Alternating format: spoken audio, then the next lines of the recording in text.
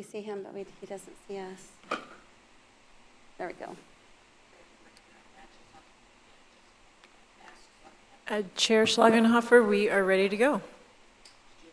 Great. All right. I will call to order the Monday, December 12th, 2022 meeting of the Oregon City Planning Commission. And before I begin, I should have asked this earlier, just so I know which staff members are currently there.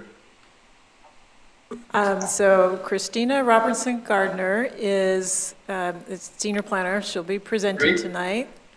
Okay. Cindy Hamilton is here, and our Okay. newest addition, Kay Newman, who is our administrative assistant, is here, and myself, Aquila Hurd-Ravage. All right, awesome, thank you. And can we do a roll call of the commissioners, please? Yes. Commissioner Bob LaSalle. Here. Commissioner Chris Staggs. Here. Chair Dirk Schlagenhofer. Here on the screen, virtually. Commissioner Greg Stoll. That's right. Oh, red's on. Here. Commissioner Daphne West. Closed. Here. And Commissioner Patty Gage. Here. Okay, great. Hello, everyone. All right, first item on the agenda, I'm going to read this off and then I'll explain a little more if you haven't heard why I'm doing it virtually. First item on the agenda, Planning Commission nominations and election of a vice chairperson. Article 4, officers and staffing. A, officers to officers consist of a chairperson and a vice chairperson who shall be selected by the membership and who shall serve at the pleasure of the membership for 1 year. Nominations and election of new officers shall be taken from the floor at the Planning Commission's first meeting of the year. Officers may be re-elected. In the event that an officer is unable to complete the specified term, a special election shall be held for the completion of the term. So in the case of Commissioner Mitchell leaving the commission, we would now need a special election to appoint a vice chairperson. And if you recall at the last meeting, we discussed it, we didn't have all the commissioners present, and we thought, well, maybe it's silly to go through all the work to appoint someone for 1 or 2 meetings. Then on Wednesday, I started feeling really physically lousy. And then I realized why we were supposed to have a vice chairperson. So I contacted Ms. Hurd-Ravage and I asked her, hey, what can we do if I'm not feeling better by Monday? And she said, well, we would have to ask to see if one of the commissioners would like to run the meeting, and we would have to appoint them as vice chairperson so they could run the meeting. I feel physically capable of running the meeting now, but I do feel that it's a more personal experience for everyone if the person running the meeting is physically there. So with that said, we have contacted a couple of the commissioners that we thought might be best suited, most experienced to be able to run the meeting. We heard back from Commissioner Stoll first, who offered to run the meeting if it came down to it. And so at this point, I'm going to nominate Commissioner Stoll as vice chairperson. And do we have a second, or would anyone like to discuss it further? Second. Okay, who gave us the second? I didn't hear who was the second to the motion. Was that some kind of objection or what? No, I'm just writing it down so I can keep track of who made the motion, which himself, and then who made the second. Hold on one. Thanks. Okay. I'm missing half the audio. I can't tell if anyone's talking or not. Do we have any other motions, or do we want to vote on the motion? Any other nominations? I'm sorry, Chair Schlagenhofer, we Yeah. had a audio difficulty, and that's why nobody responded. I think we've got it fixed, so Commissioner Gage, do you want to try your second again? Second. All right, that time I heard it. Okay, Commissioner Gage seconded it. Would anyone like to make another nomination?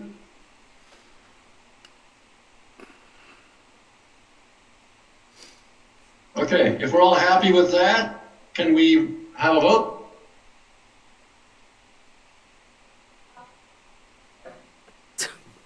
Commissioner Chris Steggs, Aye. Commissioner Greg Stahl, Aye. Commissioner Dirk Schlagenhofer, Aye. Commissioner Daphne West, Aye. and Commissioner Patty Gage. Aye. Okay, vote passes. Congratulations, Commissioner Stoll, you are Vice Chairperson for 1 or 2 meetings. And with that, that's the end of that. And before we take public comments on items not on the agenda, I would like to hand the meeting over now to Commissioner Stoll, and he will run the rest of the meeting, and I will stay in attendance, but as a participant, no longer running it as chair for this meeting. It's all yours. Thank you, Mr. Chair. Do we have any public comments for items not on the agenda? No one in person. We have a couple folks online, and so I'm not sure if they're here for the item or not. So I'm just going to ask JP Guest, or JP, excuse me, if you have a comment that's not on the agenda, go ahead and unmute yourself.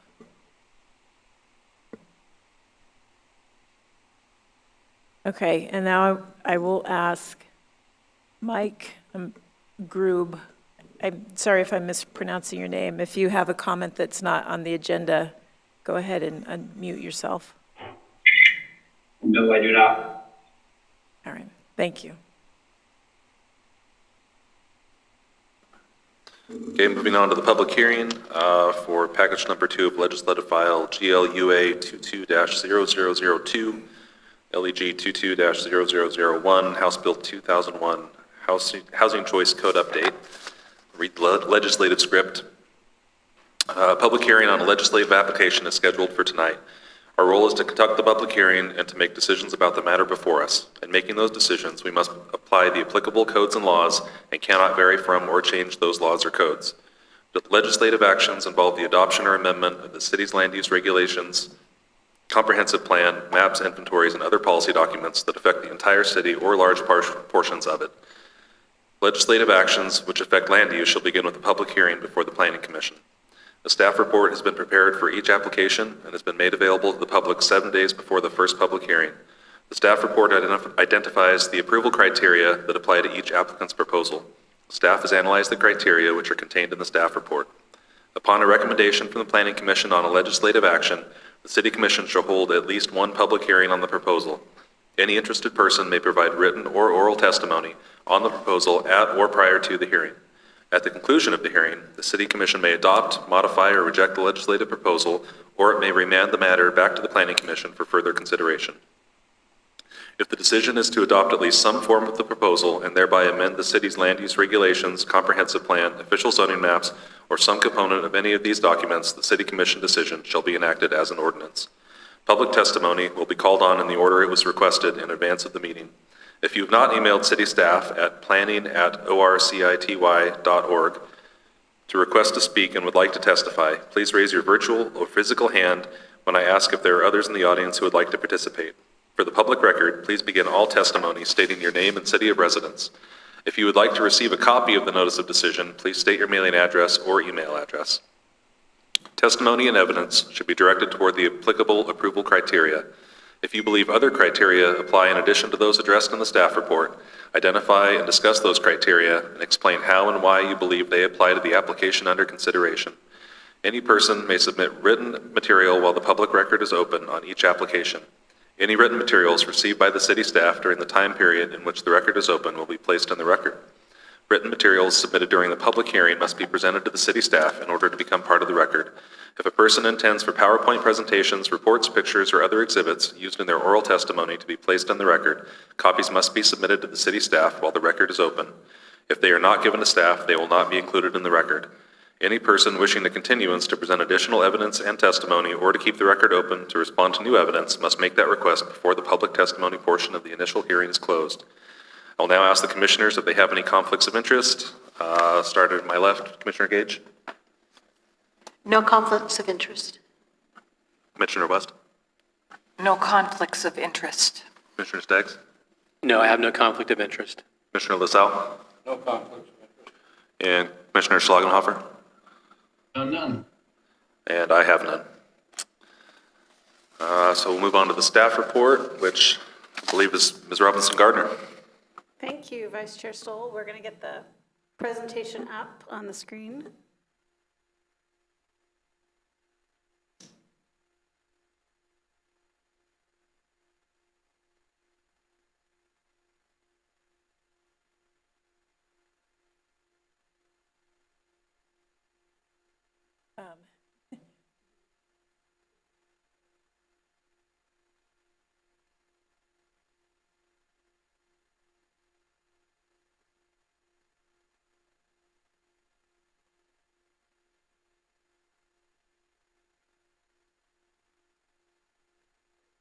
Thank you. Planning Commissioners, this is Package 2 of House Bill 2001. Next slide.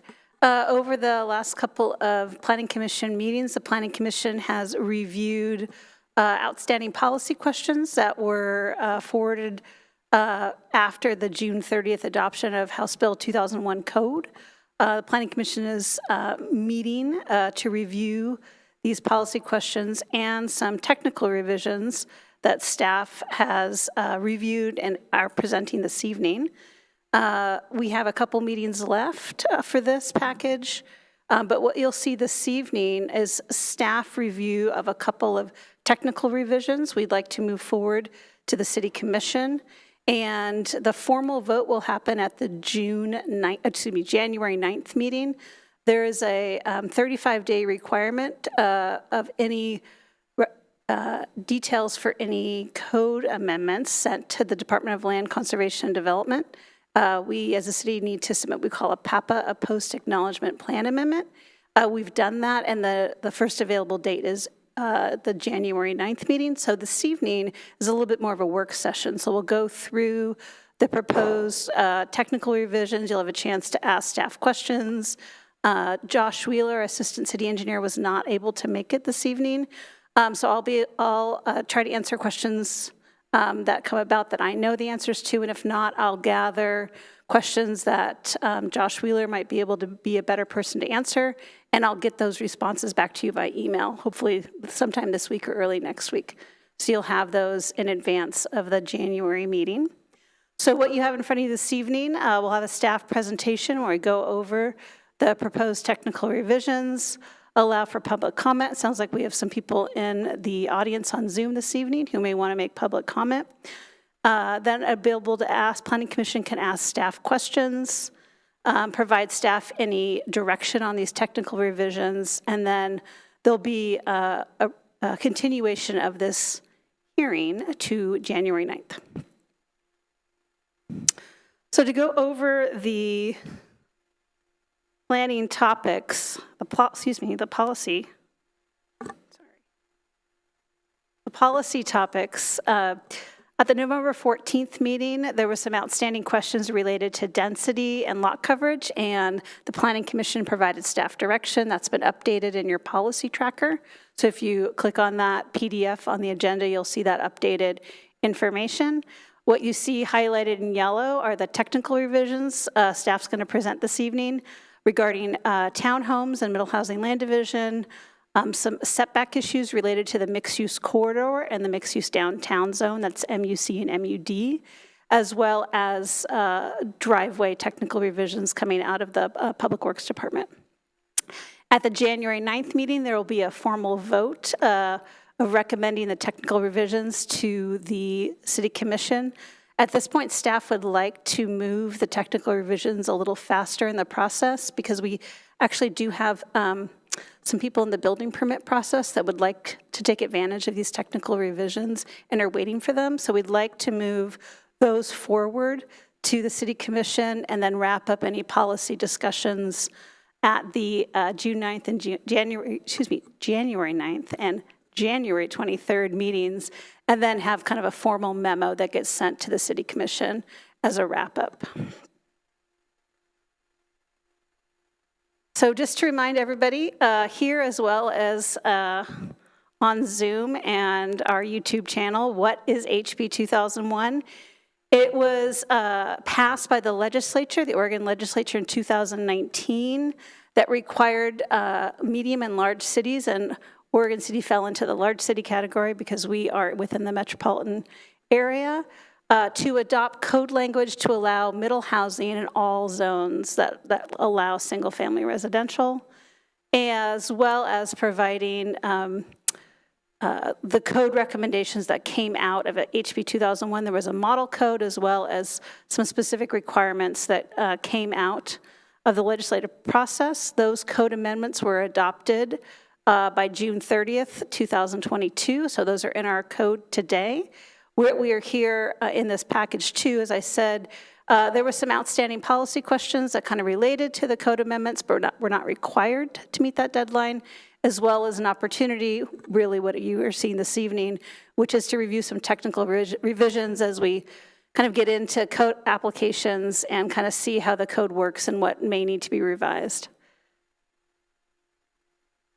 As I said, this is package 2. The first package was narrow focused, and this package 2 is looking at some outstanding policy questions and technical revisions. So there's some potential outcomes that will occur with any of these discussions. One could be recommended redline code to the City Commission, which is an example this evening, recommended redline code.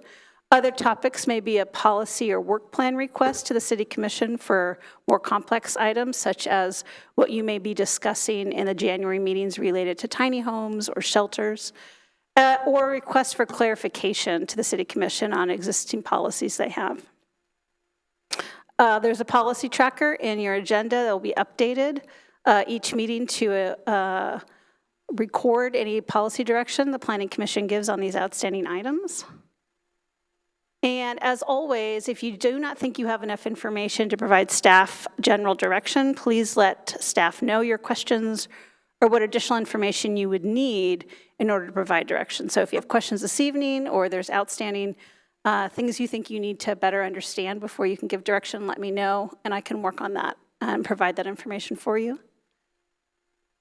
So there are 3 topics this evening. It relates to setbacks, townhomes, and their relationship with the Middle Housing Land Division, and driveways. So I'm going to go through each of the 3 topics, provide a little background, and give direction on the recommended code sections. Like a lot of our code, if you have a policy direction, sometimes there's threads that are related to a fair amount of code sections. So one topic may touch 3 or 4 codes, and so some areas you'll see there's a fair amount of code sections that need to be amended to address one policy topic. So the first issue is middle housing setbacks in commercial districts. So prior to June 30th, middle housing, so 3-plexes, 4-plexes, and cluster homes went through a type 2 site plan and design review. That's where you notice the neighbors and a staff report is written, and you can go through a modification process or look at a more context-sensitive analysis and provide conditions or mitigation if you can't meet a requirement. To kind of have a level playing field for everybody in one set of code, there was a recommendation to make all middle housing a type 1 process. So you did a 3-plex in an R6 zone, it would go through the same review criteria as in the mixed-use corridor zone. So with the requirement to make middle housing, what we call a type 1 over-the-counter review for all residential zones, we thought that it would make sense to have the same packet for everybody. And so middle housing went from a type 2 process to a type 1 process in these commercial districts, and sharing the same code packet or application packet as our residential zones. Unfortunately, the section where maximum setbacks that are required by the zone, so mixed-use corridor, mixed-use downtown, have a 5-foot setback as your maximum setback, and then you can have additional setback through the type 2 process where you put additional landscaping or pedestrian amenities, which is very common in our commercial buildings. So we start at 5 feet, and if you want to have your building 15 feet back, you might put a bench or additional landscaping, and we write that through the type 2 process. Well, we were stuck in a situation here is we have a type 1 process for middle housing and a setback of 5 feet maximum with no ability to go through a type 2 process to have additional setbacks. Because the way we wrote the middle housing code, they couldn't get to the commercial sections. And so one recommendation we have is, and this is in your packet, is to exempt middle housing from the maximum setback. So you could put your middle housing product where it made sense for you on your property, but the middle housing code does not allow parking between the building and the street. Parking would have to be on the side or the rear. So most likely you're going to put your middle housing close to the street, but not 5 feet from the street. And so with this proposal, you'll see in the code sections, it exempts maximum setbacks for middle housing, but in the packet for middle housing, the design standards, it still requires that parking has to be to the side or the rear. Let's see if I can see. Sorry, my eyes aren't as good as I get older, so I'm trying to read this. Let's see. The other thing we noticed as we were reading through the middle housing design packet, so there's 2 chapters for design standards. We have single family and duplex is in one chapter, and the rest of middle housing is in another chapter. And single family and duplex actually had previously written in a modification process. So for some reason, your design, you have, instead of 15% window transparency, your design of your house is 14% window transparency. There's an ability for you to go through a modification process to allow it, and maybe you mitigate it through additional plantings or something.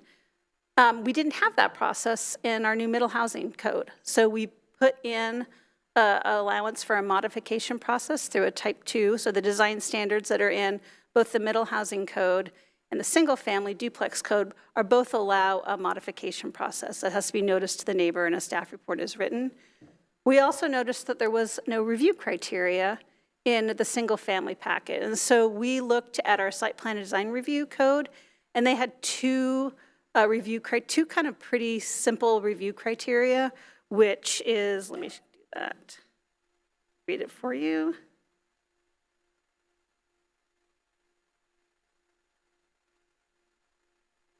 Which is the modification will result in a development that better meets the applicable design guidelines, and the modification meets the intent of the standard. On balance, the proposal will be consistent with the purpose of the standard which the modification is being requested.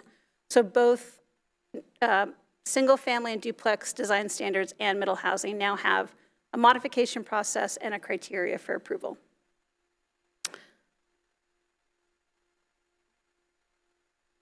So you'll see the first sections that need to be revised are our mixed-use corridor zones, which will exempt the maximum front yard setback.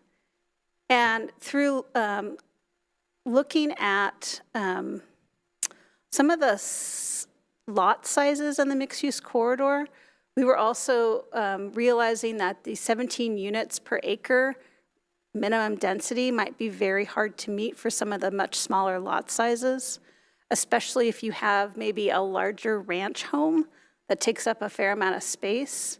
And knowing and hearing from the Planning Commission that they wanted to encourage middle housing along our, such as example, our Malala Avenue corridor, it didn't make sense to enforce the minimum density standards for residential in middle housing.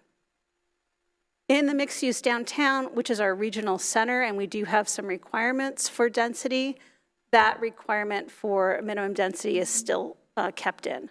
So staff is recommending removing the maximum setback in both zones. The mixed use corridor, which is the 7th Avenue stretch and Malala Avenue and a little bit of Warner Milne, to remove the density requirements but keep them in mixed-use downtown. One thing I'd like to identify, as we were arranging the red lines, I realized mixed-use downtown has two sections to it. It has inside the downtown design district, which is about 5th through 10th Street, and outside the design district. And I realized I copied and pasted incorrectly.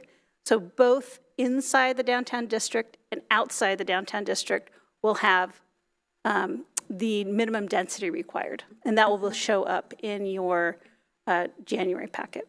So I apologize for that error in your packet today. As I mentioned, the single-family, detached, and duplex residential design standards, we introduce new criteria for an existing modification process. The middle housing design standards, we introduce both a modification process and the criteria. We clarified that parking and parking aisles are not allowed in front of the house. This is really just a clarification of existing policy. A lot of people want to put the driveway that runs in front of the house to parking on the side, and we see a drive aisle as the same way as parking because people could end up parking that way. So that's why we added the parking and parking aisle is not allowed in front of the house. So you'd have to be to the side. Your driveway would be to the side or have a rear alley access. And lastly, there was a limit that removed had a 20,000 square foot for allowance of parking in front of the building in commercial zones. Staff is recommending that that actually get removed. A lot of properties along Malala Avenue are less than 20,000 square feet. Between what you'll see coming up, our development services engineer wants to make sure that people are not doing any backup movements into Malala Avenue. So if you have a driveway, for example, in Malala, and you're middle housing, you'll have to turn around in your property. So you are always facing forward when you leave Malala for safety reasons. So we just want to really make sure that people are not trying to back into any of the Malala Avenue accesses of driveways for middle housing. There is an opportunity for modification if you for some reason cannot do it and you need to use and have parking in front of your house. But this time staff is recommending removing the 20,000 square foot threshold to not allow parking in front, knowing that there now is a modification process if you really are constrained. Does anybody have any questions about the mixed-use corridor, mixed-use downtown, and setbacks before I move forward? I have one. Sure. How do you prevent somebody from pulling in a driveway one direction versus the other? How do you prevent a resident from pulling into their driveway one direction versus another? I'm not clear on. They would have to show that you can do an on-site turn. So like, for example, we would not allow a middle housing development where a driveway went straight, driveway access went straight into the property because you could not demonstrate you could do a 3-point turn on your property. So they'd have to have like a, excuse me, like a hammerhead driveway or something? They would have to have a turning analysis on the map to show how they could get there. Okay, thank you.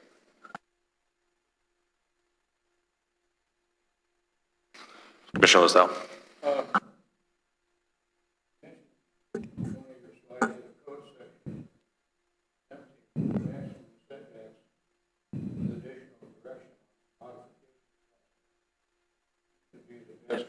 Commissioner LaSalle, can you turn your microphone on? Sorry. Seems to be the best approach for this issue. So how do we go about modifying that? I'll start over since I didn't have my mic on. One of your slides says a code section exempting maximum setbacks with additional direction on the modification process seems to be the best approval for this issue. And I was wondering how we go about doing that. And that is what these code sections are. So for the slide you see in front of you is writing a red line direction that says the maximum setback, here, I'll even read it. Standalone residential development of fewer than 5 units are exempt from maximum setbacks of the underlying zone. So that red line would be added to the mixed-use corridor and mixed-use downtown zone, the underlying zone. What's different is the mixed-use corridor, staff is also recommending that the density requirements are also removed because some of these lots are such odd sizes and small. And we'd hate to deny a middle housing because the math didn't work and they weren't quite there with the numbers. The second piece, the modification piece, is this next slide. And this is adding modification criteria and the modification process to the modification criteria to the single-family duplex zone and the modification process and criteria to the middle housing zone.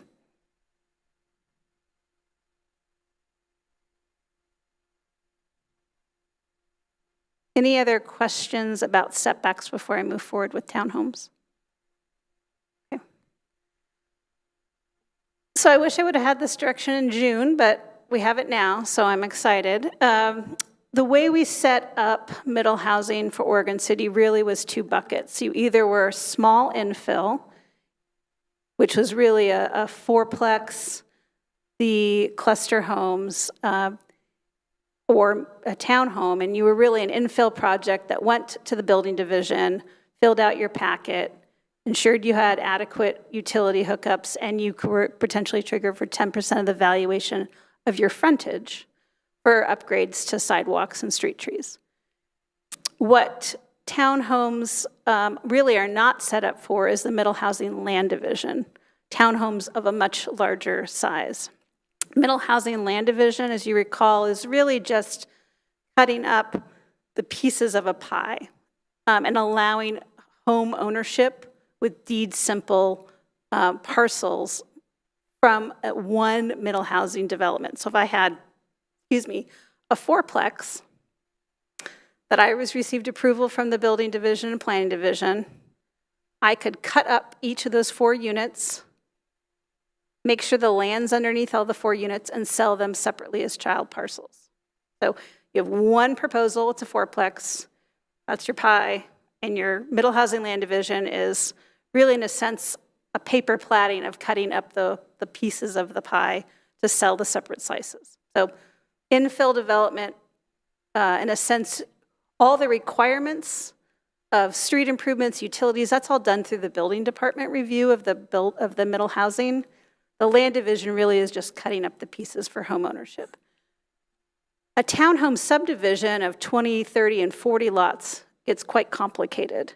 And we could be looking at street connections, we could be looking at private roads, working with public works on stormwater approaches for a much more complicated number of units. And so that is really set up for our subdivision process. We have an existing subdivision and expedited land division process that our public works department and planning staff can look at 15, 20 unit townhome subdivisions to see, do we have adequate utilities? Do we have a street connection we need? If we do allow a private street, what level, do all the homes have access to sidewalks to all the units? Is this something that meets our standards for a subdivision? And so we heard from the Department of Land Conservation and Development that cities can limit townhomes to 4 units in the middle housing land division process. So we really think on staff level, we think that's a really needed code revision because it really clearly delineates a subdivision, a townhome subdivision, which we have code for today, and a middle housing product that the land division is cutting up to sell for ownership.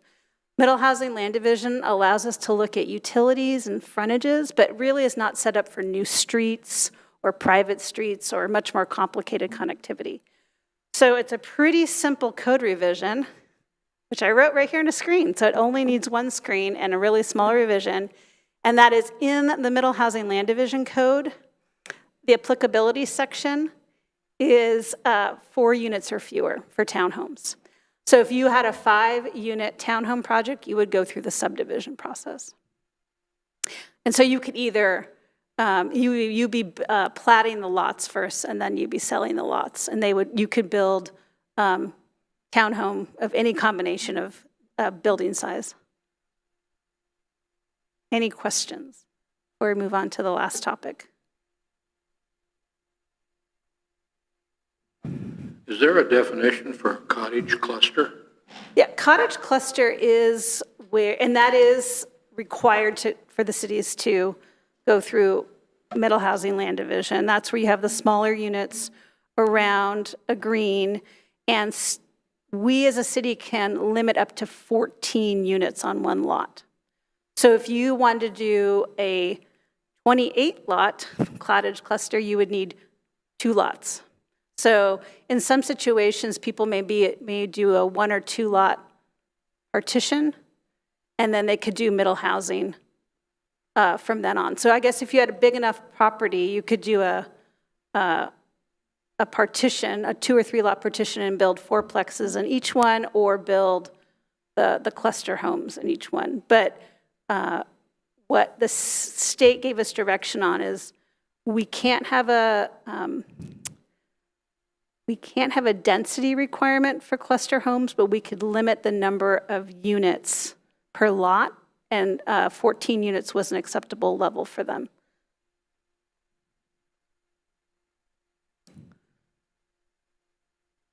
Okay. So the next one is driveway, and I'm going to do my best to put my Josh Wheeler assistant city engineer hat on and try to answer as many questions as I can. And what ones I can't answer, I'll put them in an email, and he can provide a response. But as we move forward on driveways, last June, we realized while we made a couple of changes to be compliant with House Bill 2001, we knew we needed to have some interdepartmental conversations about work they've been already doing and some policy policies that they wanted to put in code, as well as this balance of safety versus providing opportunities for middle housing. Because we knew that we didn't want to constrain driveways so much that we weren't meeting the intent of middle housing, but we also wanted to make sure we provided safety and reduced pedestrian vehicle conflicts. So it's that balance. I'm going to go to the next slide. Hold on. So some of the revisions, as I mentioned, were clerical or clarifying in nature. Others were directly related to the middle housing implementation. We've had a couple of middle housing projects that have gone through the building permit process. So we've been seeing how the code has been working out. A couple of revisions are to enhance code based on experiences and questions we've encountered during permitting. And the goal of most of these revisions are to provide flexibility, but also limit the amount of driveways, which ensure a safer travel environment. So they're looking at that balance of supporting middle housing, but also supporting safety.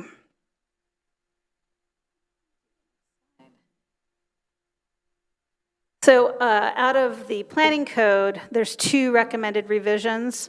One is we have a figure in our middle housing design standards that show a configuration that wouldn't be allowed. In general, the proposal is to have every 2 units of middle housing be able to share a driveway. So if you had a 4plex, you could have 2 driveways. If you had a 3plex, you could have 2 driveways. But if you had a duplex, you could only have 1 driveway. And so the figure shows a situation where there were 4 driveways. So we want to either remove that figure, or I'm trying to work to get it revised. There's also, in that same chapter, identifies dimensional standards for parking and driveways. It's a cross-reference, so we want to take any cross-reference to driveway width and dimensions and send people to chapter 16. So I never like when things are referenced in 2 different chapters, because it's harder to keep track of. So it didn't make sense and is not needed, so we recommend just revising any driveway dimensional standards and send people directly to Title 16. So I'll do my best to review kind of an overview of the recommended changes. And those are all available as red lines in Chapter 16 driveways. So one is required shared driveways when driveways cannot meet driveway spacing requirements. Require a limit of 2 driveways per frontage for all residential uses. Limit the number of driveways to properties with only 1 frontage to 1 driveway, or true driveways if the proposal meets the middle housing standard. One thing we were talking about for detached duplexes, a lot of times it's based on a ranch home that has direct driveway, and it's really hard to get another driveway to kind of come off of the ranch house. So there are situations where you could have 2 driveways if you had a detached duplex.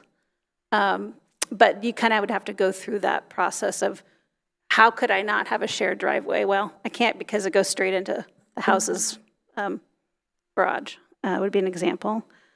Provide flexibility to the size of the shared driveways. So there's a kind of a lower minimum and a higher maximum, and there's a lot of room in the middle.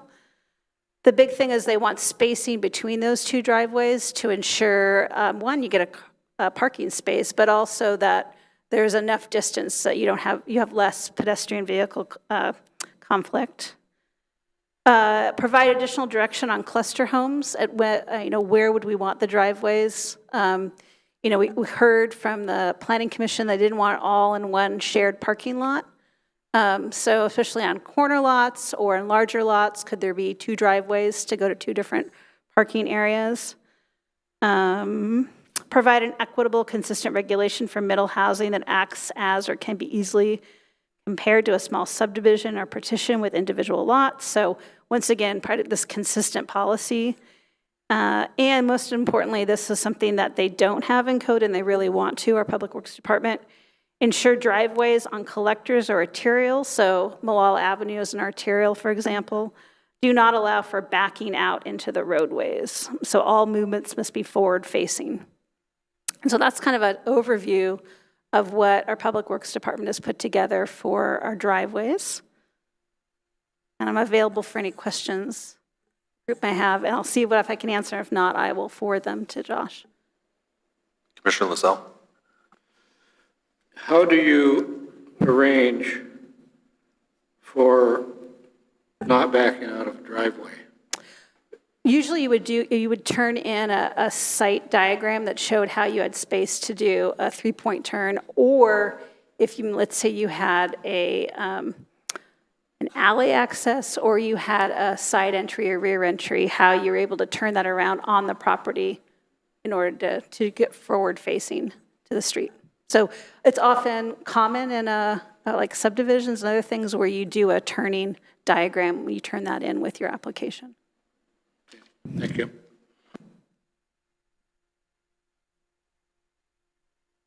I have a question, but I forgot how to raise my hand. Go ahead. Okay. If you had a house on an existing property and you wanted to do a middle housing, additional development on your property, if your house is too close and there was no way to configure it that you could pull in and turn around somehow and pull out, that would make it, you'd be unable to do a development on your property without tearing your house down? Most likely the existing house would be pre-existing, so this would be new homes. So okay. You wouldn't get yourself into a spot where now you can't live in your house anymore because you applied for middle housing and found out your house is built in the wrong spot. Yeah, most likely it would be, if you had, I'm just thinking of the example that I said before, you had a ranch home that had a driveway directly on the street. Let's say you're on Malala Avenue, just to make it more complicated, and you needed to find a way for your new unit to be able to turn around on site. You got to figure out how you can turn around on site. So maybe you widen the driveway and it splits once it gets on the property, and then the driveway's in the back, and you're in the back, and you'd have to show how you could turn around on the second unit. But I think the key thing is any new access, Public Works is saying they don't want any new units accessing Malala Avenue, for example, through a backing up movement. Okay, to add on to that, you also mentioned that for 4 units or 3 units, you would need 2 driveways. What if you had plenty of room behind the house, but you had no way to add a second driveway, but you could run 1 driveway past the house, build 3 units behind it? Yeah, Would that be no, I think allowed? the Public Works wants the least amount of driveways as possible, so they would always Okay. encourage to have a shared driveway if possible. With these codes really are looking at as when a shared driveway is not an option. Okay. All right, that was it. Thank you. And Christina, are we talking about in mixed-use corridor or mixed-use downtown or on busier streets or arterials or minor arterials? Yeah. We're you're- not talking of just residential No, a local on a street, you don't have to, you can back up into a local street, but a collect, like Warner Milne, Malala Avenue, collectors, it could be Pease Road, South End, Central Point, Sure. those are collectors.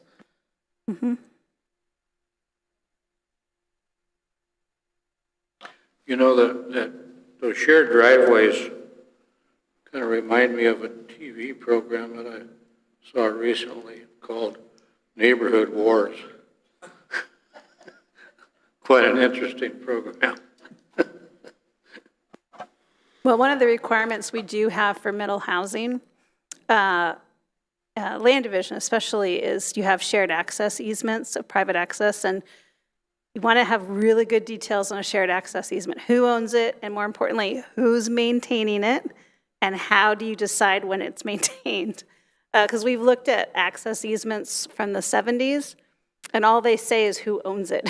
And so it doesn't help the future property owners to know, okay, now who has to pay for upkeep? And so a really good private access easement nowadays provides a lot more details about what next after it ages.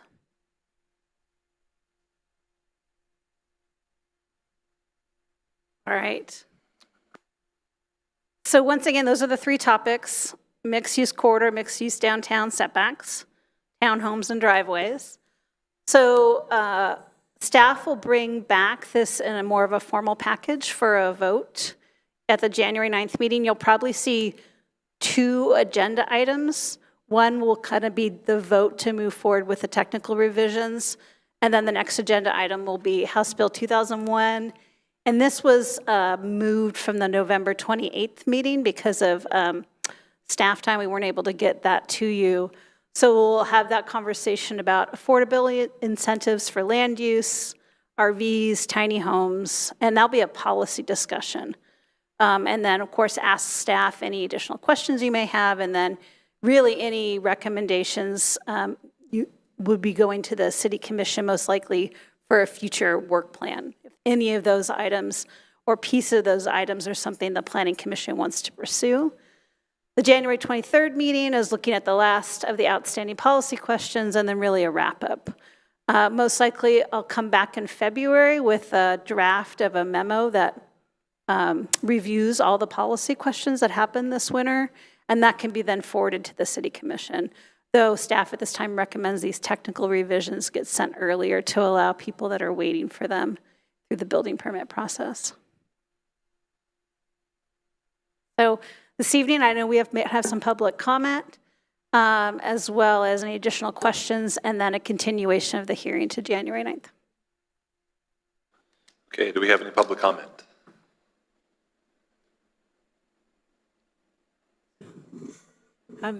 So, Mr. Mike Grubb, do you have any public comment on this item?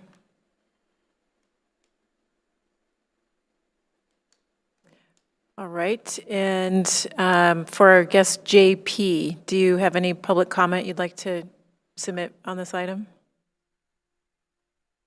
Oh, not at this time. Okay, thank you. All right, any commissioners have any other questions? Anybody? Okay, I have one just sort of semi-related. Look, thank you for the zoning map in the packet, the zoomable, that's great. It's helpful. There's a couple mixed-use corridor islands in the city. How do those, why are they, I mean, they're in the middle of, there's one at Warner Parrott and South End that's in the middle of an R10, and there's another one at 16th and Polk, which is in the middle of a, very old residential neighborhood.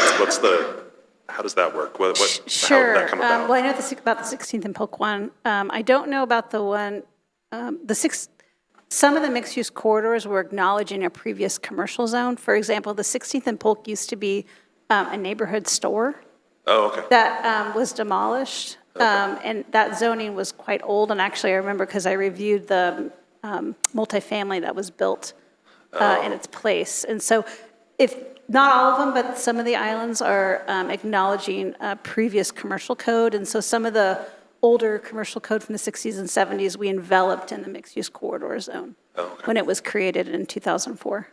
Okay, thank you. All right, so next is continuance. Is that the next step? Yes, unless anyone has any other comments. So I guess just for clarification, these will come back to you in a public hearing, and at that point in time, we're going to ask for your vote to recommend approval, or you don't recommend approval, however that vote goes. So if there's any clarifications that you want to see tonight, we'd love to hear that, and then we can fold that into what comes back on January 9th. Otherwise, yeah, the next step is continuance. Okay, anybody have any comments on what we saw here tonight? Any revisions or changes? No, looks good. All right, do we have a motion?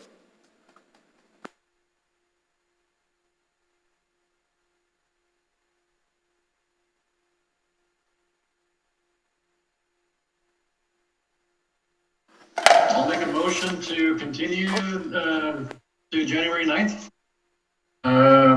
Package 2 of the legislative file GLUA 22-0002, LEG 22-0001, HB 2001 Housing Choice Code Update. I'll second that. Commissioner LaSalle? Aye.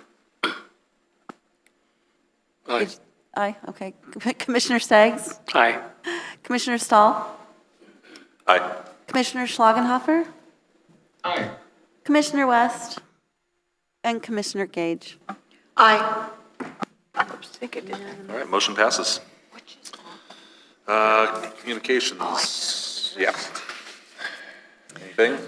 The only communication I have is just to recognize Commissioner Gage's last meeting and her term that she's served as the Planning Commission. And so I've only been able to work with you for, I guess, the last year of your term, but I really appreciate all the hours and effort that you put in. I don't think, I hope people realize that you're not getting paid to be here. So taking the time out of your day and your life to prepare and be here and just give that volunteer time to the community we really appreciate it, and it's really needed and necessary. We need all of your voices. So thank you for that time, and I wish you the best in your RVing future. Thank you. It's been an honor to serve and to get to know all of you and be a part of this process. And I thank you for the opportunity.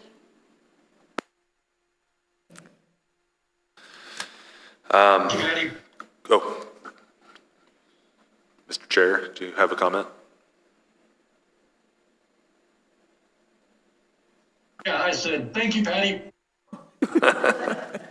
And I echo that. It's been great serving on the commission with you. Thank you. Any word from the city commission on the next two folks starting in January? Where are they at in that process? You're asking about the appointment process? Yeah. So they're going to conduct interviews tomorrow night. Okay. And I believe the intent is then to appoint on January 4th, when they meet on January 4th. So that would be in time for our first meeting, I believe, which is a few days later, yeah. Yeah. Okay. All right. Any other communications? Chair Schlagenhofer.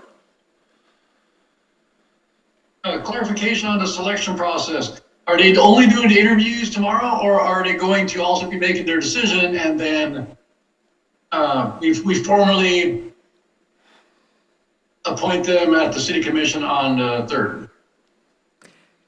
That's a good question. I'm not clear on that. Yeah, I don't know for sure. So definitely Okay. that formal portion would happen on the 4th. I don't know if they'll announce their decision tomorrow night or not. Okay, thank you. All right, anything else? No? All right, meeting's adjourned.